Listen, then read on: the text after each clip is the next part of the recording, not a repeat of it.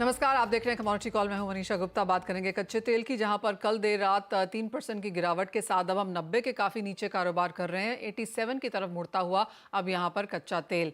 साथ ही बात करेंगे यहां पर कॉपर की, जहां पर तेजी बरकरार है। अगर आप भाव देखें तो 15 महीने के हाईज पर है और फंडामेंटल्स तो ऑन द स्ट्रॉन्गर साइड हैं ही, लेकिन जिस तरह का CFTC का डेटा आया है वो दर्शाता है कि CME और LME में मनी मैनेजर्स की जो लॉन्ग पोजिशंस हैं वो 2018 के बाद सबसे ज्यादा स्ट्रॉन्ग है, यानी कि जो स्मार्ट हॉट मनी है वो भी अब यहाँ पर कॉपर की तरफ आती हुई।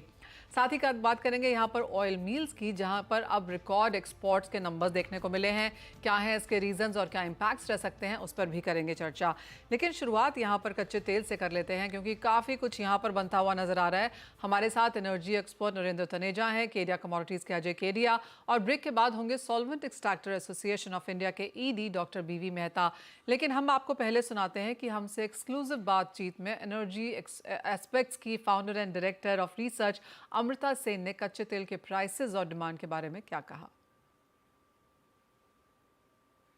We've been calling for, and our price forecast was for $85 Brent for the full year, very much from the start of the year. In fact, late last year, when most people, I'm sure you talked to, have had $60, $70 price forecast for you, and we're not changing that yet.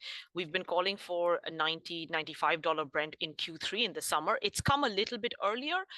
So yes, there's potentially a little bit of upside, but the annual average should still very much be, let's call it 80s, maybe it dips into the early 90s. Now, look, if the escalation were to get out of hand, could we see a triple-digit print? Yes, we could, but that's not our base case. तो अमृता सेन का मानना है कि उन्होंने अपनी जो price forecast है वो 85 एज अ पाइवट पॉइंट रखी है, as a better base case. Prices और ऊपर जा सकते हैं, इस क्वार्टर में 95 के लेवल्स भी देखने को मिल सकते हैं। और अगर 100 तक की बात की जाए तो कोई बहुत बड़ी कोई चीज़ होने की ज़रूरत है जो वो नहीं मानते कि देखने को मिलेगा।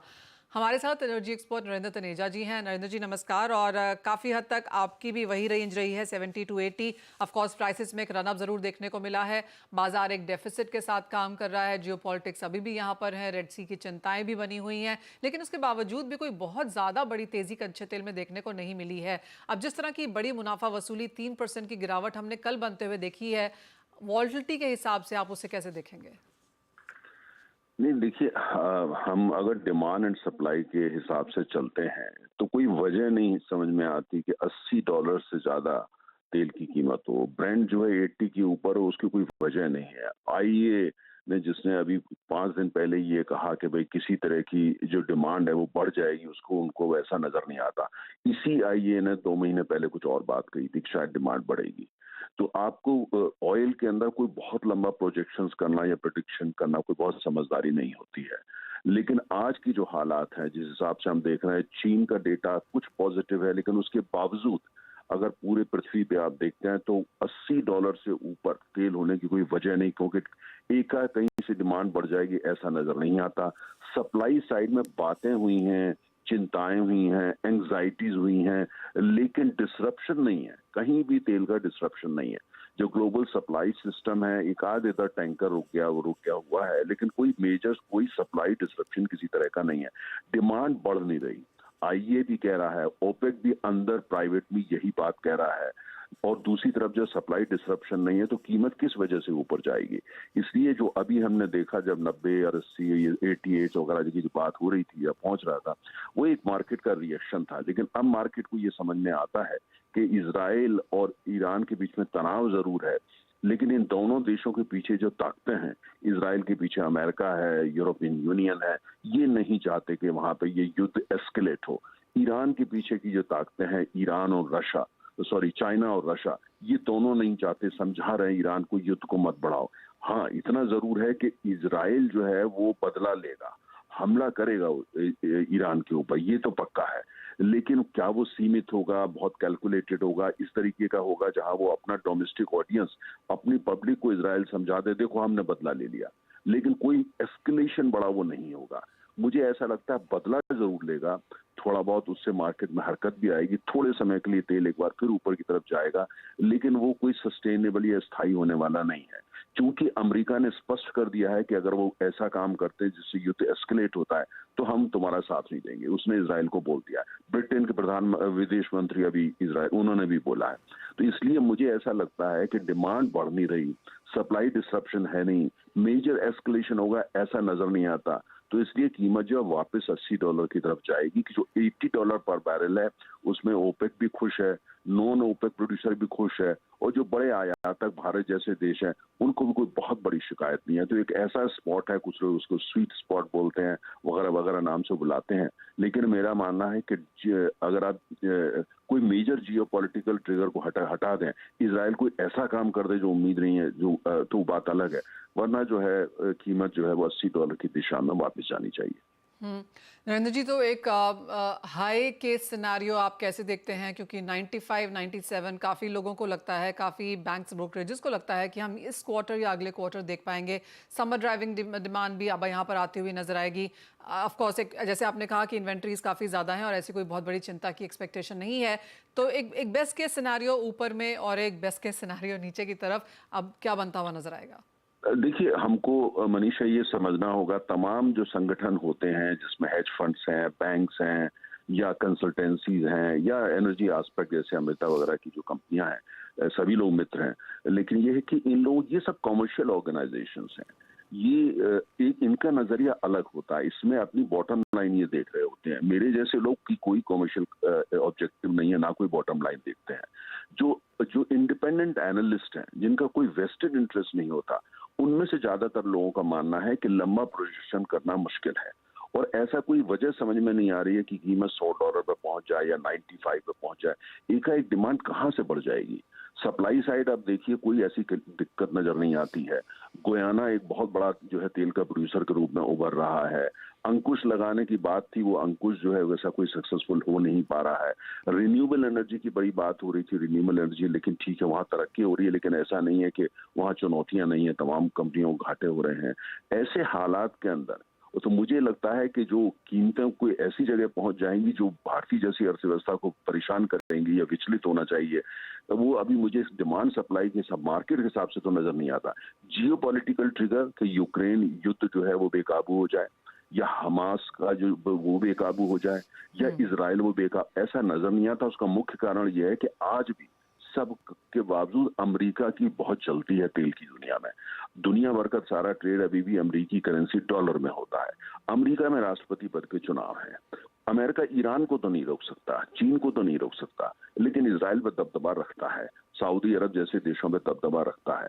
तो वहां जब तक चुनाव नहीं होते, और चुनाव जो वहां पे अभी उसमें समय है, तो तेल को वो नहीं चाहेंगे कि तेल वो 95 या 100 पहुंच जाए, उसको नहीं पहुंचने देंगे। अमेरिका में अभी इतनी ताकत है। और दूसरी बात ये में देखना चाहिए कि डिमांड एकाएक कहीं से बढ़ जाएगी, वो भी नजर नहीं आता। तो मार्केट जो है अमेरिका को सपोर्ट करेंगी और अमेरिका खुद नहीं चाहता तेल की कीमत ज्यादा हो, क्योंकि कीमत अगर तेल महंगा होता है तो बाइडेन साहब चुनाव हारते हैं, ये तय है। तो इसलिए जो है अमेरिका का दबदबा, डिमांड की तरफ से कोई बढ़ोतरी नहीं, सप्लाई में फिलहाल कोई डिस्ट्रप्शन नहीं। अब जियो पॉलिटिक्स में कल क्या हो जाए, अगर ईरान जो है वो रेड सी पे अटैक कर देता है कहीं पे या सुएज कैनाल पे कर देता है, वो डिसरप्शन, तो वो या हॉर्मुज को बंद कर देता है, स्टेट ऑफ, वो एक अलग कहानी होगी। लेकिन अगर ऐसा कुछ नहीं होता है, जो लिमिटेड ऑपरेशन ही करता है इजराइल ईरान के खिलाफ और उसका जवाब भी लिमिटेड होता है, तो मुझे लगता है कोई परेशानी की बात नहीं है। ओके, यानी कि $80 एक ऐसा लेवल है जो प्रोड्यूसर एंड कंज्यूमर कंट्रीज दोनों के लिए बेहतरीन है। और जैसे आपने सही कहा कि एज ऑफ नाउ कोई कच्चे तेल की यहाँ पर डिस्ट्रप्शन नहीं है, कोई सिग्निफिकेंट डिमांड इंक्रीज नहीं है और एज ऑफ नाउ माना यही जा रहा है कि इस रेंज में यहाँ पर कच्चा तेल कारोबार कर सकता है। नरेंद्र जी, बहुत शुक्रिया साथ देने के लिए और उन सब चीज़ों पर डिस्कस भी करने के लिए। अजय, भारतीय बाजारों में किस तरह की मुँह आप आता हुआ देखते हैं? 3% की गिरावट हमने ऑलरेडी उसका एक मिरर इम्पैक्ट भारतीय बाजारों में बनता हुआ देखा ही है। अब यहाँ से क्या करने की राय? Very good morning Manisha ji. Definitely अगर हम देखें तो आज काफी ज्यादा जियोपॉलिटिकल इंपॉर्टेंट है, जिस से नरेंद्र तनेजा जी ने भी कहा कि अभी एज ऑफ नाउ कोई भी चीज बोलना मुश्किल है। कि कल के सेशन में हमने देखा इन्वेंट्री बिल्डअप की वजह से मार्केट में एक फॉल आया, लेकिन आज या कल के अंदर ईरान, इजराइल, यहाँ से कोई भी अगर पॉइंट आता है तो डेफिनेटली प्राइजेस को एक शूटअप भी मिल जाता है। टाइमिंग जिस ढंग से ब्रेंट ने 90 के नीचे ट्रेड किया है, तो मुझे लगता है टेक्निकली 86-8650 का एक टेम्पररी पुल बैक दिखा सकता है एक नई तेजी से पहले। वहीं डोमेस्टिक मार्केट में भी 7000 का लेवल काफी समय से नहीं तोड़ रहा था और इसकी टूटने की वजह से मुझे लगता है कि ये करीबन 6850 तक का एक पुल बैक दिखा सकता है। तो टेम्पररी पुल बैक है 6850 तक का, तो आज बिग वाली करके चल सकते हैं, बट ध्यान रखिए 6850 के करीब आने पे वापस एक बाइंग अपॉर्चुनिटी बनती है। डिमांड कंसर्न थोड़े बहुत दिखाई देने लग जाएंगे, लेकिन जियोपॉलिटिकल टेंशन हावी ज्यादा होते हुए दिखाई देगी आने वाले दिनों में। तो ये तो बात हुई कच्चे तेल की, जहां पर हेडलाइंस बनती हुई नजर आई हैं, लेकिन साथ ही साथ अजय, अगर मेटल्स में हम यहां पर देखें तो गेन्स होल्ड होते हुए नजर आए हैं। स्टील जो काफ़ी समय से एक बड़ा लगाड़ रहा है, यहां पर भी खरीदारी लौटी है, और बाकी मेटल्स तो ऑफकोर्स माफ़ कीजिए, यहाँ पर तेज़ी के साथ कारोबार कर ही रहे हैं। वो स्टील का डेटा यहाँ पर रॉन्ग दिखा रहे हैं हम, क्योंकि वो अपडेटेड नहीं है, लेकिन अगर मेटल्स देखें तो सभी जगह वहाँ पर तेज़ी, तो आधे % की बढ़त के साथ आज भी कारोबार। कैसे देखते हैं आप, क्योंकि फंडामेंटल्स तो स्ट्रॉन्ग है ही, और स्पेक्युलेटिव मनी भी अब यहाँ पर हमने अच्छी खासी बाजार में आते हुए देखी है। बिल्कुल, अगर हम स्टील काफी सरप्राइज था, जहाँ पे हम देख रहे थे मार्केट एकदम लैकलस्टर था, बट इंटरनेशनल में हमने देखा चाइना से जो एक्सपोर्ट के नंबर्स आए थे, जहाँ पे 25% का हमने एक तरह का बड़ा बाउंस देखा, तो उसका एक सपोर्ट हमने डोमेस्टिक मार्केट पे भी पड़ते हुए देखा।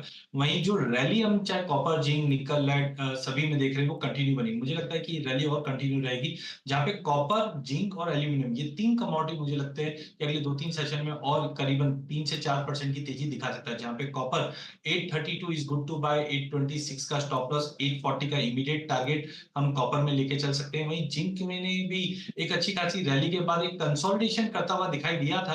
अब मुझे लगता है कि अगर ये 249 250 का जोन एक बार तोड़ देता है, तो 256 तक का लेवल हम जिंक में देख पाएंगे।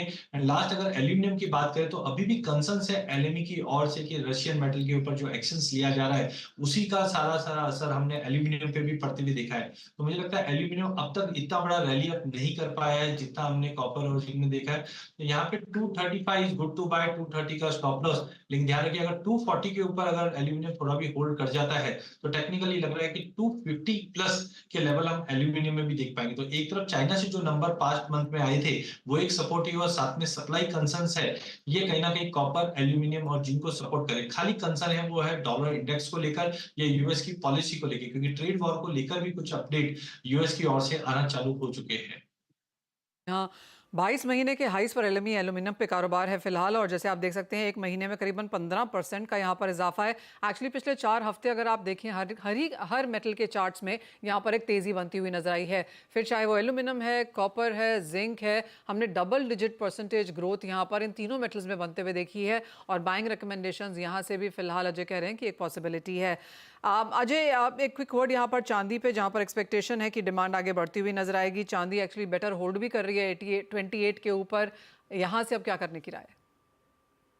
हाँ बिल्कुल, देखिए अभी भी बुलियंस के अंदर मुझे लगता है कि जो लॉन्ग टर्म व्यू है वो काफी बुलिश ही है अभी भी। लेकिन एकाएक जो लास्ट 50-60 डेज के अंदर हमने 1.5 महीने के अंदर जो एक बड़ा जंप देखा, थोड़ा सा साइन ऑफ कॉशियसनेस बनता है, नो डाउट। लेकिन अभी भी हम गोल्ड सिल्वर रेशियो को देखते हैं, तो मुझे लगता है कि स्कोप अभी भी बाकी है, क्योंकि अगर हम पिछले एक साल में देखें तो रेशियो 78-79 के जोन में जा चुकी है। तो टेम्परेरी मुझे लगता है कि आज के सेशन में नो डाउट प्राइजेस में थोड़ा बहुत बाउंस देखने मिल सकता है, बट लॉन्ग कॉल की सलाह इसलिए नहीं, क्योंकि पिछले 3 से 4 ट्रेडिंग सेशन में हमने देखा है कि हायर लेवल पे प्राइजेस में बार बार में दबाव बना है। तो आज इंटरडे के लिहाज से मुझे लगता है कि एक बार 83,900 या 84,000 तक का लेवल मिलता है, वहां पे एक सेल कॉल लिया जा सकता है। स्ट्रिक्ट स्टॉप लॉस रहेगा 84,400 का। डाउन साइड लिमिटेड है, बट 83,000 तक का एक पुल बैक मिल सकता है। तो बिकवाली हल्की सी यहाँ पर की जा सकती है, लेकिन निचले स्तरों पर एक्यूमुलेट करने की भी राय जहाँ तक चांदी की बात है। लेकिन इसी के साथ एक ब्रेक के लिए रुकेंगे, लौटेंगे तो solvent extractor association of India के ईडी डॉक्टर बीवी मेहता हमारे साथ जुड़ेंगे। अच्छे खासे नंबर्स हमने मील एक्सपोर्ट्स को देखते हुए देखे हैं, तो क्या इसका इम्पैक्ट है, क्या इसके मायने हैं, समझेंगे उनसे। और अब बात यहाँ पर करेंगे ऑयल मील की, जहाँ पर FY24 में देश में रिकॉर्ड एक्सपोर्ट हुआ है। कितना हुआ है एक्सपोर्ट, अगर वो नंबर्स देखें तो सोया मील और रेपसीड मील दोनों के ही नंबर्स में यहाँ पर जोरदार इजाफा देखने को मिला है। हमारे साथ solvent tax association of India के ईडी डॉक्टर बीवी मेहता हैं। डॉक्टर मेहता नमस्कार, शुक्रिया साथ जुड़ने के लिए, और आपने वो डेटा हमारे साथ शेयर किया ही हुआ है, स्ट्रॉन्ग नंबर्स हैं। आपसे जानना चाहेंगे कि सोया और रेपसीड मील में ईयर ऑन ईयर जिस तरह का इजाफा देखने को मिला है, क्या वो सस्टेनेबल है, कहाँ पर एक्सपोर्ट हुआ है, क्या वैल्यू और वॉल्यूम दोनों में ही हमने बढ़त आते हुए देखी है?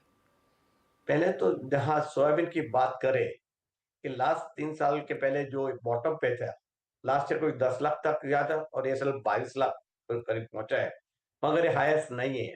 2000 मैं remember, if I remember correctly, 2008-9 में इंडिया ने 42 lakh ton of soybean meal export किया था। तो we are half of the what was the quantity we ship during 2008-9। Overall ये साल जो एक्सपोर्ट हुआ है डेफिनेटली एक रिकॉर्ड एक्सपोर्ट है in terms of the value definitely 15,000 crore रुपए की जो फॉरेक्स में मिला है, और क्वांटिटी में भी काफी अच्छा है। 4.8 मिलियन तो 48 लाख टन है। पर let me tell you again, if you go back to the 2006-07, वो साल में हमने 51 लाख एक्सपोर्ट किया था। तभी कम से कम 40-42 लाख टन तो सोयाबीन था। अभी थोड़ा तभी रेपसीड नहीं था, कोई नहीं था। अभी क्या हो रहा है, अभी सोयाबीन के इक्वल रेपसीड मिल भी जा रहा है, और रेपसीड का जो क्रॉप बढ़ा है उसकी इम्पैक्ट आई है। ज्यादा क्रॉप होने से क्रशिंग ज्यादा हुआ, मिल की अवेलेबिलिटी बढ़ी और डिमांड भी है। आज बांग्लादेश जैसा कंट्री कम से 5 लाख टन रेपसीड मिल इंडिया से ले रहा है। जहां तक सोयाबीन का कंसर्न है, जो नई मार्केट ईरान की मार्केट है, ईरान में का ये साल हमने लगभग 9 लाख टन सोयाबीन मिल एक्सपोर्ट किया है ईरान में। तो एक नई मार्केट नहीं, नई मार्केट तो नहीं बोल, but Iran is a good market for India for soybean mill and competitive market. मगर ये साल जो लास्ट ईयर जो फायदा होता रेपसीड मिल को या तो सोयाबीन मिल को प्राइस कॉम्पिटिशन, ये साल डर लग रहा है, क्योंकि इतना प्रोडक्शन वर्ल्ड में है सोयाबीन मिल, अर्जेंटीना चाहे ब्राजील, तो मिल की अवेलेबिलिटी काफी अच्छी है। और जो पहले जो पैरिटी थी इंडिया को एक्सपोर्ट के लिए सोयाबीन मिल या तो rapeseed meal, we are facing now stiff competition from the other origins here, particularly the Argentina, Brazil for soybean meal, and also that is also impacting the demand for rapeseed meal. So mister Mehta, जैसे आपने कहा कि old markets भी हैं, new markets भी हैं, और अपने अच्छे एक्सपोर्ट यहाँ पर होते हुए देखे भी हैं। अब आगे जाकर किस तरह की सिचुएशन बनती हुई नजर आई है? अप्रैल का महीना, ये तो ऑफ कोर्स FY24 के नंबर्स हैं, लेकिन इस साल की शुरुआत अब आप कैसा बनता हुआ देखते हैं? क्योंकि जियोपॉलिटिक्स भी है, वेदर को लेकर काफ़ी कंसर्न्स हैं, आगे जाके इंडिया की डिमांड भी यहाँ पर बनेगी। जिस तरह की मार्केट अब यहाँ पर बनते हुए नजर आ रही है, आपको लगता है कि ये क्वार्टर भी अच्छा जाएगा? मनीषा जी, ऐसा है, there are two factors we must keep in mind. जी। एक तो अभी लीन सीजन और एक इंडिया में क्रशिंग के लिए सोयाबीन की। Normally soybean if you look at जो 22 लाख टन का एक्सपोर्ट होता है, 7 लाख टन तो पहले फर्स्ट हाफ में गए थे, 7 महीने में, और लास्ट 5 महीने में सोयाबीन मिल सबसे ज्यादा गया। नाउ अगेन फ्रॉम अप्रैल में it will be lean period will start crushing के लिए। और दूसरा जो ईरान का मामला है, जो सबसे बड़ी मार्केट है इंडिया की, वहां जो अभी जियो टेंशन बढ़ा है, तो whether will able to seat to the Iran और that part of the world, एक क्वेश्चन मार्क है। इसके लिए थोड़ा हुआ। दूसरा रेपसीड मिल, उनमें काफी कंपटीशन आ रही है सोयाबीन मिल से। सोयाबीन मिल इतना सस्ता आ रहा है, तो definitely it will hit the rapeseed meal export also. तो पहले 3 महीने में I am not expecting the same export what we did in the last year, क्योंकि अभी पैरिटी नहीं है। एक्सपोर्ट तो होगा क्योंकि अपने पास माल है, मगर पैरिटी नहीं है आज की दिन तक। और अपने लिए एक जो एडवांटेज है, एशिया के जो फार ईस्ट कंट्रीज जो है सारे, वो मेजर मार्केट है from Korea, Japan, Indonesia, Thailand, और सारे कंट्री में इंडिया की डिमांड है सोयाबीन मिल या तो रेपसीड मिल की। मगर एक और एडवांटेज है, लॉजिस्टिक एडवांटेज है, कि अगर हम थाईलैंड या तो कोरिया भेजना है तो 1 हफ्ते में माल पहुंच जाता है। जबकि वही माल अगर उनको सोयाबीन मिल वहां से लेना है, Argentina, Brazil, takes 45 days, plus they don't supply the small shipments. 8-10 हजार का शिपमेंट नहीं करते, एक साथ में 40,000 50,000 टन का पैनामा से वेसल लेना पड़ता है। तो एक इंडिया है द एडवांटेज, और एडवांटेज की वजह अपना एक्सपोर्ट तो चलेगा, but I have little bit doubt about the first quarter itself because of the geopolitical reasons here. Okay, जी हाँ, as of now of course अच्छे नंबर्स पे यहाँ पर इंडस्ट्री बैठी है, लेकिन आगे जाकर लीन पीरियड स्टार्ट हो जाएगा, तो ये क्वार्टर तो एटलीस्ट आपको थोड़ा सा डिस्काउंट करना पड़ेगा, लेकिन आगे जाके एक्सपेक्टेशंस हैं कि मार्केट थोड़ा बेहतर हो सकती हैं। लेकिन जियोपॉलिटिक्स एक ऐसी चीज़ है जहाँ पर नज़र रखनी होगी। मिस्टर मेहता, बहुत शुक्रिया साथ देने के लिए और वो नंबर्स हमें एक्सप्लेन भी करने के लिए। अजय, आप कैसे देखते हैं edible oil as a space को, और एग्री स्पेस में आपकी कोई टॉप ट्रेडिंग स्ट्रैटेजीज?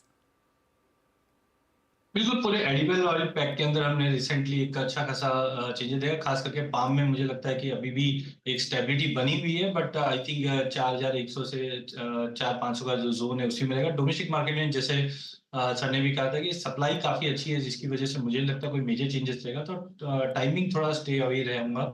वहीं एग्री कमोडिटी में अगर हम देखते हैं बाकी में, तो स्पाइस पैक में काफी अच्छी रैली है, जहां पे हल्दी हम देख रहे हैं कि वापस जो शॉर्टेज वाली स्टोरी है वो पिकअप कर रही है और डिमांड में इंप्रूवमेंट है, जिसकी वजह से 2-3 दिनों में हमने काफी बड़ी तेजी देखी है। करंट लेवल से मुझे लगता है कि हल्दी को लेके चलना चाहिए। 18,500 तक के टारगेट हम हल्दी में देख पाएंगे। अब तक धनिया एक कंसोलिडेशन कर चुका है, 74-75 का एक अच्छा बेस बन चुका है, 75 के करीब ऐड करके चलना चाहिए। इमीडिएट टारगेट कोई एक्स्ट्राऑर्डिनरी बड़ा नहीं है, बट 79-79.50 तक का लेवल हम धनी में देख पाएंगे। जीरे की अगर बात करें तो crop size we know very well बहुत ज्यादा है, लेकिन अब प्राइजेस 21-22 हजार का जो है वो बेस ढूंढना चालू कर चुका है। तो आई थिंक यहाँ से एक स्लोली एंड स्टडीली बाइंग करके चले तो हम अप्रैल एंड तक प्राइजेस को वापस 24-25 का लेवल देख पाएंगे। एंड लास्ट में अगर गवार गम की बात करें तो काफी एक सीमित दायरे में ट्रेड कर रहा, वॉल्यूम पार्टिसिपेशन काफी कम है गवार गम में। लेकिन जैसे मैंने पहले भी कहा था कि 51-52 के नीचे गवार बिल्कुल होल्ड नहीं करेगा और अब सपोर्ट मिलना चालू हो चुका है, तो 5500 पे लेके चलिए। ध्यान रखिए अगर 5650 का लेवल ब्रिज कर जाता है तो वॉल्यूम पार्टिसिपेशन बढ़ेगा, जो 5800 तक का लेवल हम अप्रैल एंड में ही देख पाएंगे। वहीं गवार गम की बात करें, रेशियो में इंप्रूवमेंट के चलते मुझे लगता है प्राइजेस 10,600 10,700 का एक अच्छा बेस बना चुकी है। 11,000 पे लेके चलिए, 11,200 का लेवल टूटने पे 11,600 तक के भी लेवल हम गवार गम में देख पाएंगे। ऑलराइट, तो वो एग्री कमोडिटीज का हाल है जहां पर कुछ खरीदारी के मौके यहां पर बनते हुए नजर आए हैं। लेकिन आपको बता दें, और जैसे कि आप अपनी स्क्रीन पे देख भी सकते हैं कि जो बार्क का लेटेस्ट डेटा आया है उसके लिहाज से मार्केट आज में मार्केट शेयर जो है आवाज़ का वो 64.5% है। यानी कि हिंदी बिजनेस चैनल में अगर बात करें तो CNBC आवाज़ की बादशाहत यहाँ पर बरकरार है। मार्केट आज के दौरान यहाँ पर मार्केट शेयर 64.5% का है और CNBC आवाज़ की तरफ से सभी जो हमारे व्यूअर्स हैं उन सभी का तहे दिल से यहाँ पर शुक्रिया भी करना चाहेंगे।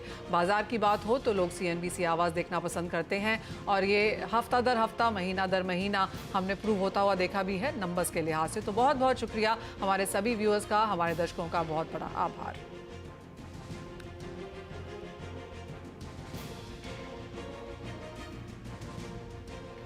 और बात अगर कमोडिटी बाजार की हो तो लोगों का क्रेज यहाँ पर काफी बढ़ रहा है। लोग बाजार में निवेश तो करना चाहते हैं लेकिन सही तरीका नहीं समझते। ऐसे में आपकी मदद करने के लिए CNBC आवाज लेकर आया है अब तक की सबसे अनोखी पहल। देश विदेश के कमोडिटी बाजार के दिग्गजों से सीखिए कमोडिटी बाजार के गुर। सीखिए कैसे करते हैं बाजार में कमाई। जानिए FNO और पोर्टफोलियो हेजिंग के फंडे। कैसे पहचाने बाजार के ट्रेंड्स, क्या है नए बाजार के डायनामिक्स और एडवांस टेक्निकल इंडिकेटर्स। कैसे पढ़ें और समझें चार्ट्स के पैटर्न्स। इसके अलावा भी बहुत कुछ होगा लाइव सेशन में। साथ ही कमोडिटी से जुड़े आपके हर सवाल के जवाब भी आपको मिलेंगे। तो इस एक्सक्लूसिव वेबिनार का हिस्सा बनने के लिए अभी लॉग इन करिए, डिटेल्स आपकी स्क्रीन पर हैं।